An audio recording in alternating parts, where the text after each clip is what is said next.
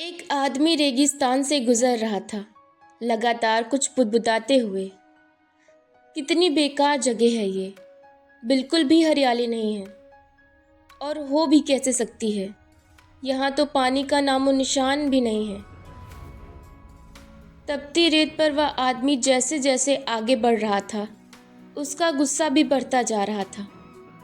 अंत में वह आसमान की तरफ देखकर झल्लाते हुए बोला, क्या भगवान, आप यहाँ पानी क्यों नहीं देते?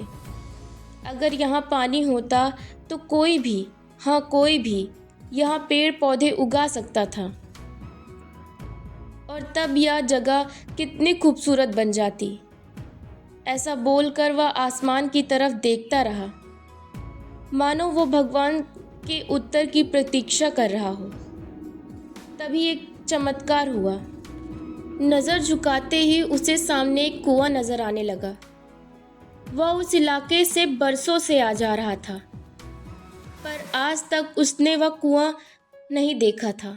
वह आश्चर्य में पड़ गया, दौड़कर कुएं के पास गया। कुआं लबालब पानी से भरा था। उसने एक बार फिर से आसमान की तरफ देखा और पानी के लिए धन्यवाद करने के बजाय बोला, पानी तो ठीक है, लेकिन इसे निकालने के लिए कोई उपाय भी तो होना चाहिए। उसका ऐसा कहना ही था कि उसे कुएं के बगल में पड़ी रस्सी और बाल्टी दिख गई। एक बार फिर से उसे अपनी आंखों पर यकीन नहीं हुआ।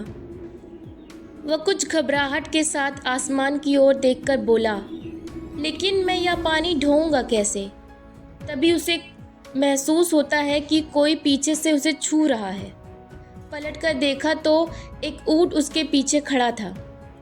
अब वह आदमी एकदम से घबरा जाता है।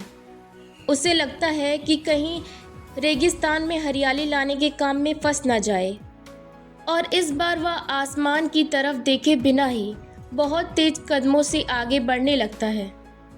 अभी वो 2-4 कदम आगे ही बढ़ा था कि एक उड़ता हुआ कागज का टुकड़ा उससे आकर चिपक जाता है। जानते हो उस टुकड़े पर क्या लिखा था? उस टुकड़े पर लिखा था, मैंने तुम्हें पानी दिया, बाल्टी दी, रस्सी दी, पानी ढोने का साधन भी दिया। अब तुम्हारे पास हर वो चीज़ है जो रेगिस्तान को हरा भरा बनाने के लिए चाहिए। अब सब कुछ तुम्हारे हाथ में है। आदमी एक क्षण के लिए ठहरा और अगले ही पल वह तेजी से आगे बढ़ गया और रेगिस्तान कभी भी हरा भरा नहीं हो पाया। जानते हो क्यों? क्योंकि इंसान की आदत है शिकायत करने की। वह अपने अधिकार खूब ही जानता है, पर कर्तव्य नहीं। जब कोई काम उसके मन के हिसाब से ना हो रहा हो तो दोष देने लग जाता है, हमेशा दूसरों को। कभी वह किस्मत को दोष देता है, कभी भगवान को, कभी माँ बाप को, कभी सरकार को।